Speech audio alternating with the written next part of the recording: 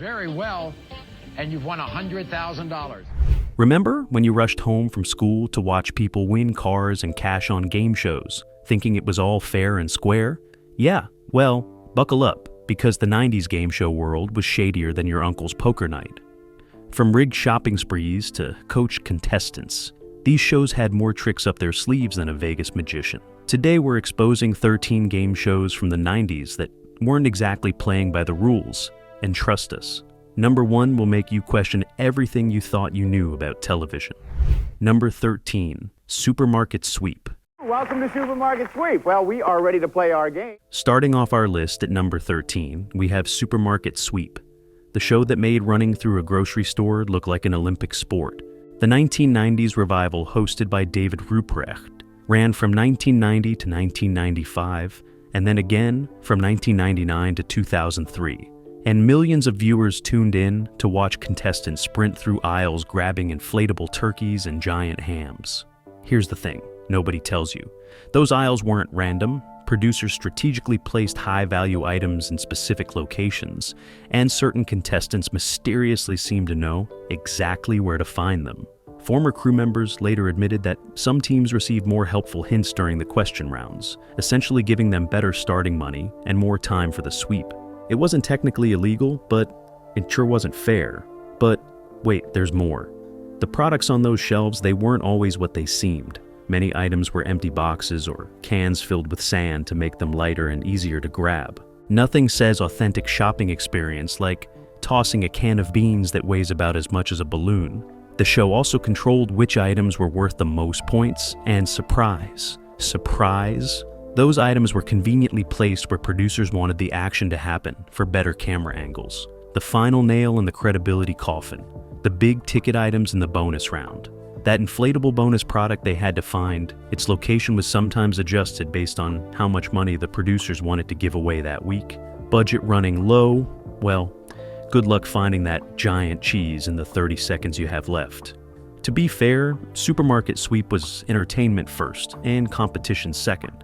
But when you're watching at home thinking it's all legit, finding out the game was stacked feels like discovering your favorite cereal is mostly air. Number 12. Shop Till You Drop. Are you ready? Yes. All right, here we go. First question.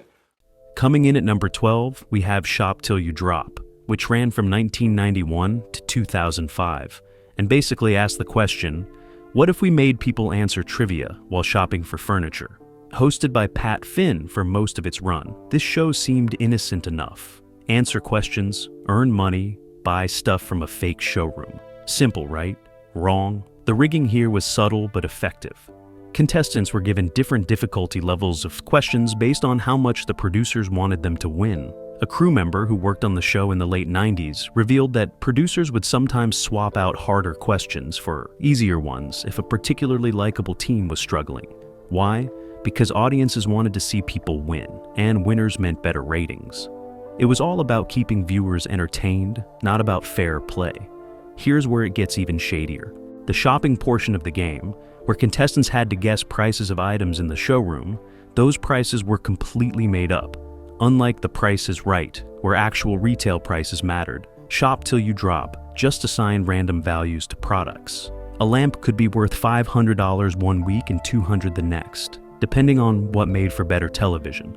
Contestants had no real way to strategize because the whole thing was essentially arbitrary. The show also allegedly coached certain contestants before taping. Nothing too obvious, just friendly suggestions about how to phrase answers or which categories to choose. Producers wanted personalities, not just players, so they'd guide contestants toward being more animated or picking questions that would lead to funny moments. Was it cheating? Technically no. Was it manipulative? Absolutely. The show lasted 14 seasons, so clearly the formula worked, even if it wasn't exactly honest. But for viewers at home who thought they were watching a legitimate competition, learning that the whole thing was orchestrated feels like finding out your participation trophy wasn't even real gold. Number 11, Greed. These people could win over $2 million. Sliding into the number 11 spot is Greed, the game show that premiered in November of 1999 and tried so hard to be Who Wants to Be a Millionaire that it basically became Millionaire's edgier, meaner cousin. Hosted by Chuck Woolery, Greed offered contestants the chance to win over $2 million, which in 1999 was enough money to buy a house, a car, and several Beanie Babies. The show only lasted one season, but in that time, it managed to pull some seriously questionable moves. The biggest issue with Greed was the Terminator round, where a challenger could try to steal a contestant's spot on the team. Sounds fair, right? Except, producers allegedly selected challengers based on who would make for the most dramatic television, not who legitimately qualified. If you were boring but smart, sorry, you're sitting this one out. If you were charismatic but mediocre, welcome to the hot seat. Several former contestants claimed that producers gave them hints about what to expect, while others were left completely in the dark. The question difficulty was also all over the place. Some teams got softballs, while others faced questions that would stump a Jeopardy champion. There was no standardized difficulty scale, which meant luck played a bigger role than knowledge.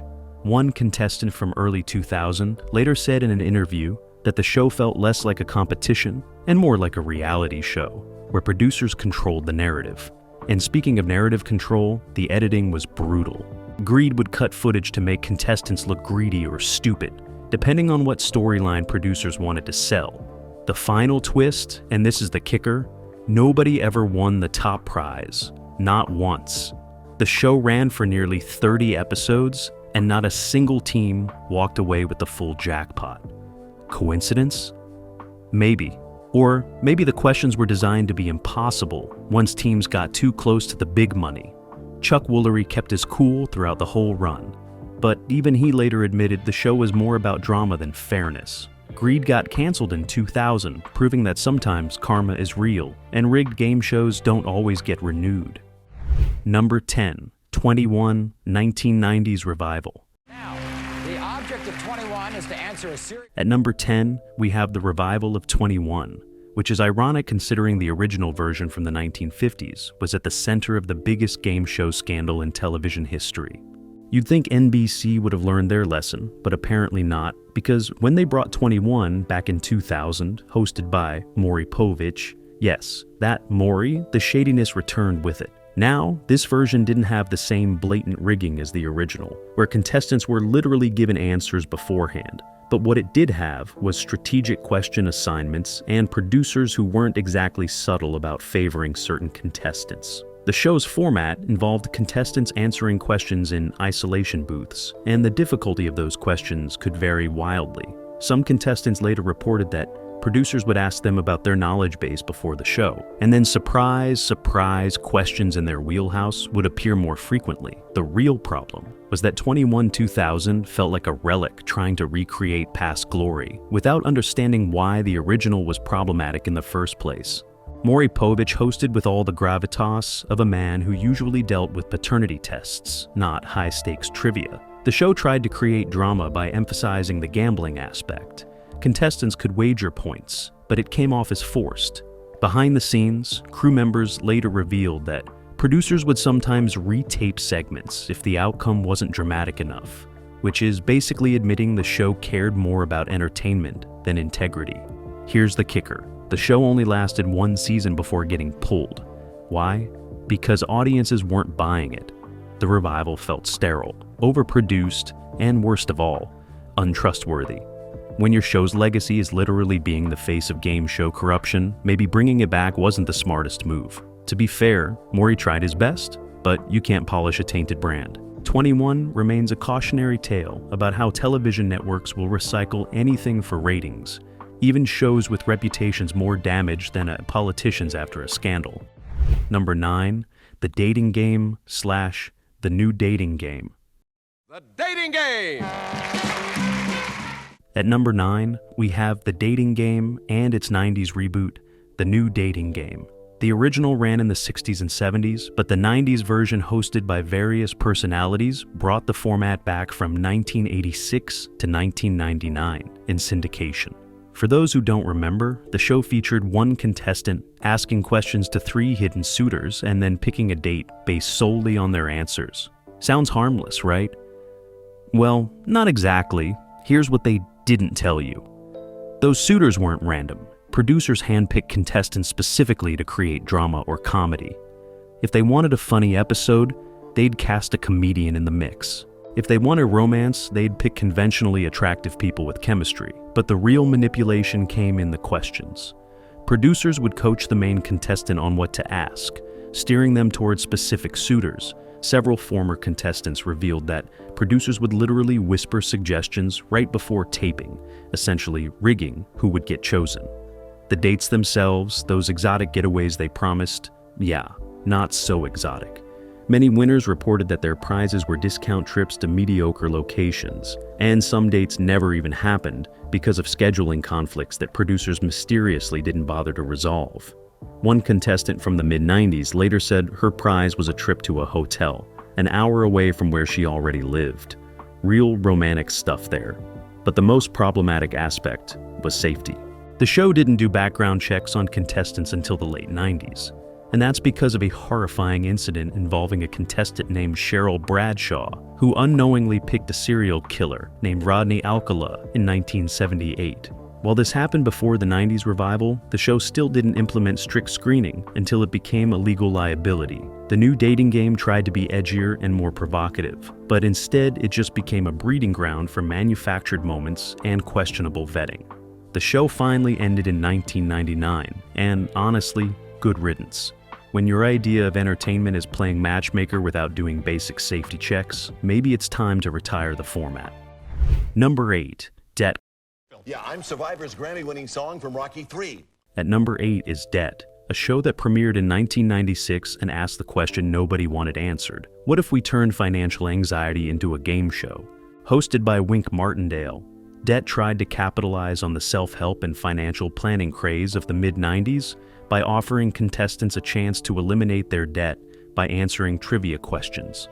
Noble concept, except the execution was shadier than a payday loan company. The selection process for contestants was the first red flag. Producers specifically chose people with sympathetic debt stories, student loans, medical bills, single parents struggling to make ends meet. It made for compelling television, but it also meant the show was exploiting people's financial hardships for ratings. Several contestants later said they felt pressured to exaggerate their situations during pre-interviews to increase their chances of being selected. If your debt wasn't dramatic enough, sorry, you're not getting on the show. The questions themselves varied wildly in difficulty, and multiple former contestants reported that some players seemed to get easier questions than others. There was no transparency about how questions were assigned, which raised suspicions that producers were favoring contestants with better backstories. One contestant from 1997 claimed in an online forum years later that a producer had hinted at the category of an upcoming question during a break, essentially giving them an unfair advantage. And then there's the prize itself. Debt offered to pay off your debt, but only up to a certain amount and with strings attached. Winners had to agree to publicity appearances and interviews, essentially becoming spokespeople for the show. Some winners reported that the show delayed payments for months, forcing them to continue making payments on debts that were supposed to be eliminated. The whole thing felt less like a generous game show and more like a manipulative marketing scheme. Debt lasted only 2 seasons before getting canceled in 1998, probably because audiences realized that watching people stress about money while being subtly exploited wasn't exactly family-friendly entertainment.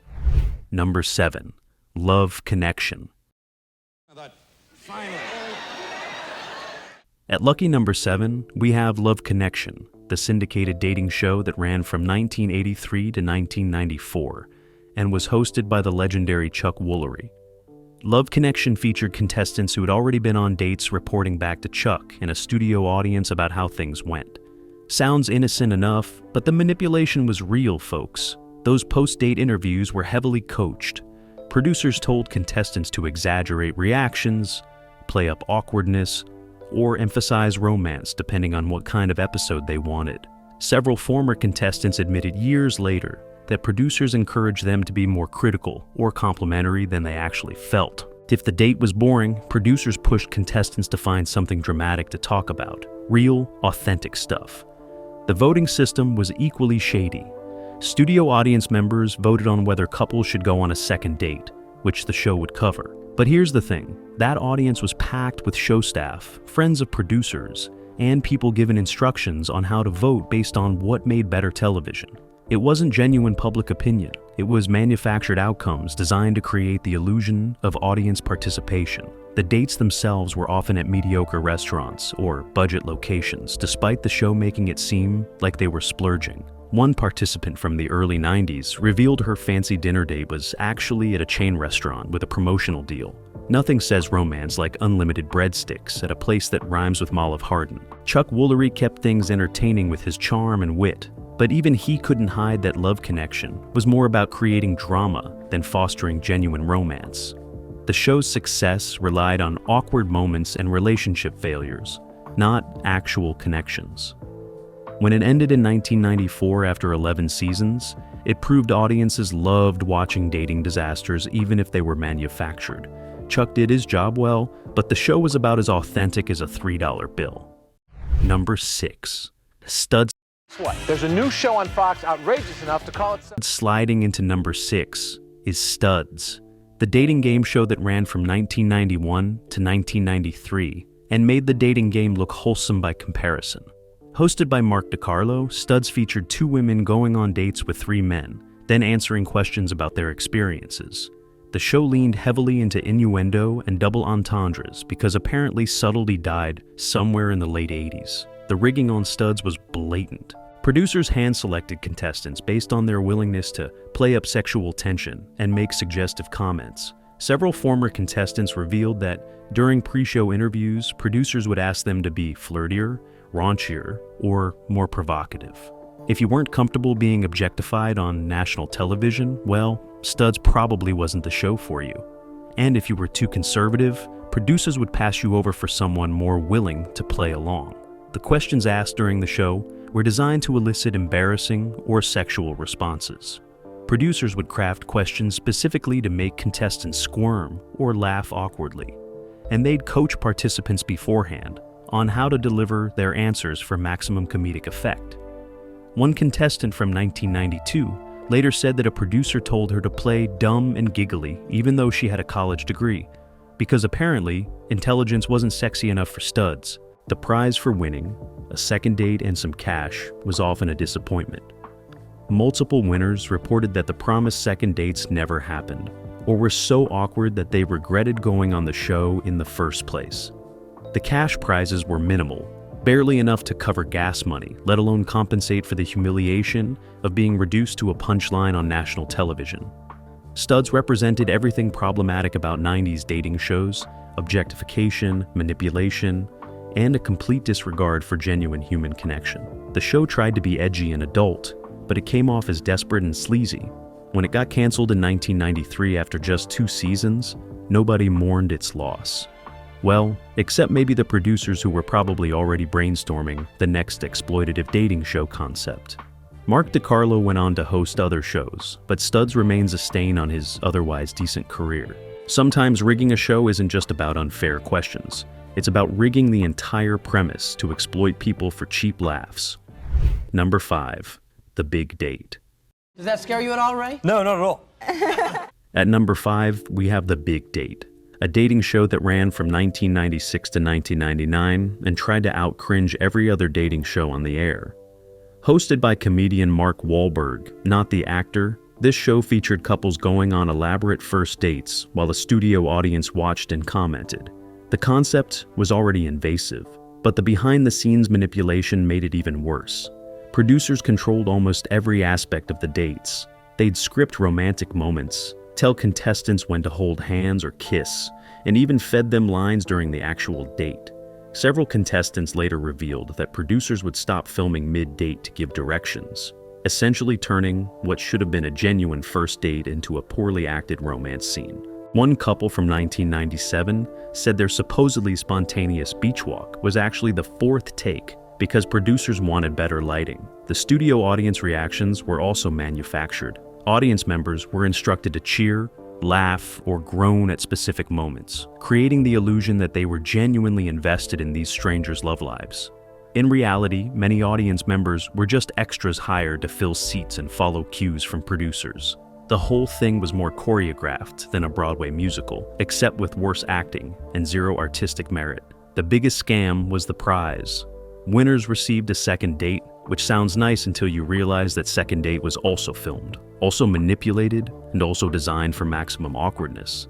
Contestants essentially signed up for 2 rounds of public humiliation disguised as romance. Multiple participants later said they felt used and embarrassed after appearing on the show, and some relationships that seemed promising on camera fell apart immediately after filming because, shocker, forced romance doesn't last.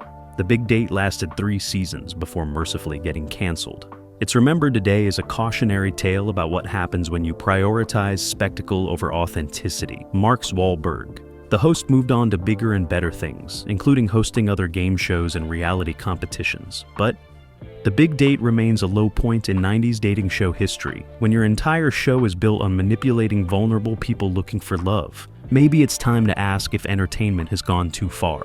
Spoiler alert, it had. Number 4, Caesar's Challenge. Crashing into number 4 is Caesar's Challenge, a game show that ran from 1993 to 1994, and combined word puzzles with slot machine mechanics, because apparently someone thought Wheel of Fortune needed more gambling. Hosted by Ahmad Rashad, and featuring a virtual talking bust of Julius Caesar, yeah, that was a thing. The show offered contestants a chance to win money and trips to Las Vegas. It sounds fun until you learn about the behind-the-scenes shenanigans. The word puzzles, which were the core of the game, had inconsistent difficulty levels. Some contestants faced relatively easy 5-letter words, while others got obscure vocabulary that would challenge an English professor. There was no standardized system for assigning puzzle difficulty, which meant producers had significant control over who advanced and who went home. Former crew members later admitted that puzzle selection was sometimes based on how entertaining a contestant was rather than random chance. The slot machine bonus round was even more problematic. Contestants spun a virtual slot machine to multiply their winnings, but the odds were never disclosed to players or viewers. It was essentially gambling without transparency, and multiple mathematicians who analyzed the show later calculated that the stated odds didn't match the actual outcomes. The house always wins, even on a game show apparently. Julius Caesar himself, the creepy CGI host who delivered clues and commentary, was programmed to give vague hints that could apply to multiple answers. Contestants who later reviewed their episodes noticed that Caesar's clues were often more confusing than helpful, almost like the show wanted to make winning harder. One contestant from late 1993 said in a forum post that Caesar gave her a completely misleading hint that cost her the game, and producers refused to acknowledge the error. Caesar's Challenge tried to differentiate itself with its Roman theme and celebrity host. But the gimmicks couldn't hide the fact that the game was rigged in favor of the house. The show got canceled after just 1 season, and Ahmad Rashad probably wished he'd stuck to sports broadcasting. The whole experience proved that you can dress up a rigged game with fancy graphics and historical references, but at the end of the day, a scam is still a scam. And nothing says integrity like a virtual emperor giving bad advice while contestants lose money. They didn't know they were gambling in the first place. Number 3, the quiz show Mania. At number 3, we need to talk about the broader quiz show mania of the mid to late 90s, specifically shows like Winning Lines, 21 Revival we mentioned earlier, and Russian Roulette. These shows emerged trying to capitalize on the success of Who Wants to Be a Millionaire, but many of them cut corners when it came to fairness and transparency. Winning Lines, which aired from 2000 to 2001, and was hosted by Dick Clark, featured a unique format where contestants answered questions to cross a finish line. Sounds simple, except producers had significant control over which questions appeared when. The show used a computer system to generate questions, but that system could be manually overridden by production staff. Several former contestants reported suspicions that easier questions appeared for contestants producers wanted to advance, while harder questions eliminated players they found boring. Russian Roulette, which ran from 2000 to 2001 on Game Show Network, took things even further. The show literally dropped contestants through trapdoors when they answered incorrectly, which was entertaining, but also potentially dangerous. Behind the scenes, producers allegedly adjusted safety mechanisms based on how much they wanted to scare contestants. Some drops were gentle, others were more dramatic, all depending on what made for better television. Safety concerns aside, the question difficulty was all over the map, with some players facing significantly harder trivia than others. The broader issue with this era of quiz shows was the lack of regulation. After the quiz show scandals of the 1950s, networks implemented standards and practices departments to ensure fairness. But by the late 90s, those standards had relaxed significantly. Producers had more freedom to manipulate outcomes, and many took advantage of that freedom. Game shows became less about genuine competition and more about creating compelling television narratives. Multiple industry insiders later revealed that focus groups and audience testing heavily influenced which contestants advanced. If test audiences responded positively to a contestant's personality, producers would find ways to keep them around longer. If audiences found someone annoying, that person mysteriously faced harder questions. It was all data-driven manipulation disguised as entertainment. The quiz show mania of the late 90s eventually led to renewed calls for transparency and regulation. But by then, the damage was done. Viewers had already started losing trust in game shows, and many of these programs got canceled after short runs. The era proved that without proper oversight, television producers will prioritize ratings over fairness every single time. And when the public catches on, well, even the flashiest game show format can't survive a credibility crisis. Number 2. Tic Tac Michelle, you'll illuminate the festivities with this glowing Dough, 1990s.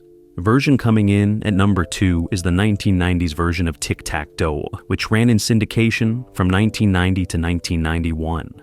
Hosted by Patrick Wayne, son of John Wayne, the show revived the classic tic-tac-toe format, where contestants answered questions to place X's and O's on a board. Simple concept, but the execution was shadier than a pawn shop in a bad neighborhood. The main issue was the category selection process. Contestants picked categories to reveal questions, but producers controlled which categories appeared where on the board. Multiple contestants later reported that categories seemed strategically placed to either help or hinder specific players. Producers wanted a quick game, they'd cluster similar categories together. They wanted drama, spread them out, and mix in obscure topics nobody asked for. The questions themselves had wildly inconsistent difficulty levels. Some were softballs any high school student could answer, while others required specialized knowledge that would stump a Jeopardy champion. One contestant from early 1991 posted online years later that they faced 3 consecutive brutal questions in categories they had specifically avoided, almost like the show was punishing them for being strategic. The bonus round was even worse. Winners tried to find a dragon symbol while avoiding dragon slayers, and the placement was supposedly random. Except statistical analysis by game show enthusiasts later showed patterns suggesting human manipulation, rather than true randomization. Winners who found the dragon too quickly would suddenly face dragon slayer symbols in later games, while contestants producers liked it seemed luckier. Behind the scenes, crew members revealed that producers would retape segments if outcomes weren't dramatic enough, or if someone won too much money. The show's budget was tight, and producers weren't about to let lucky contestants drain the prize pool. Tic Tac Dough lasted 1 season before getting canceled. When your show's built on a childhood game, but rigged like a casino, audiences notice. Patrick Wayne went on to other gigs, but Tic Tac Dough remains a footnote proving that sometimes staying retired beats a comeback nobody wanted.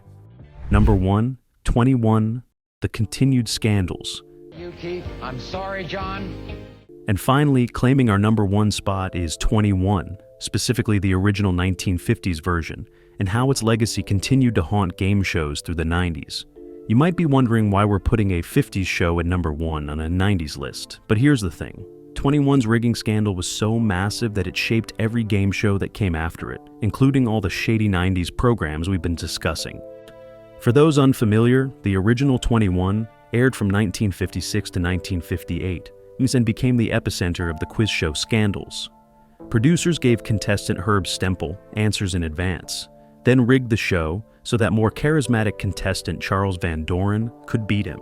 When Stempel went public with the cheating, it sparked congressional hearings and resulted in federal regulations for game shows. The scandal was so massive that it became a movie, quiz show, in 1994, starring Ralph Fiennes and John Turturro. Ironically, the movie came out the same decade that game shows started forgetting why those regulations existed in the first place. But here's what most people don't know. Those regulations from the 1950s gradually weakened over the decades. By the time the 90s rolled around, networks had found loopholes and workarounds. Game shows weren't technically required to have independent question verification. Producers had wide latitude in contestant selection and coaching, and enforcement of existing rules was minimal. Basically, the protections put in place after 21 had eroded to the point where manipulation was possible again, just in more subtle ways. When NBC decided to revive 21 in 2000, they did so with the arrogance of people who thought they'd learned from history. Spoiler alert, they hadn't. The revival faced immediate scrutiny from game show watchdog groups who questioned the question selection process and the show's overall credibility given its infamous legacy. Critics pointed out that bringing back 21 was like naming your restaurant Titanic Seafood. Maybe pick something without a catastrophic reputation. The real kicker is that 21's original scandal revealed a fundamental truth about game shows. They exist to entertain first and compete second. Producers will always be tempted to manipulate outcomes if it means better ratings and more advertising revenue.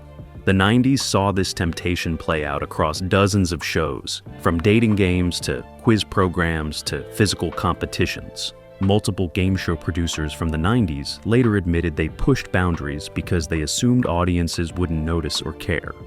21 sits at number 1, not because it was the most egregiously rigged show of the 90s. It wasn't even on in the 90s until the very end, but because it represents the original sin of game show corruption. Every shady practice we've discussed today, coached contestants, manipulated questions, selective editing, favoritism, it all traces back to the mentality that produced 21. The show proved that when money and ratings are on the line, integrity becomes optional.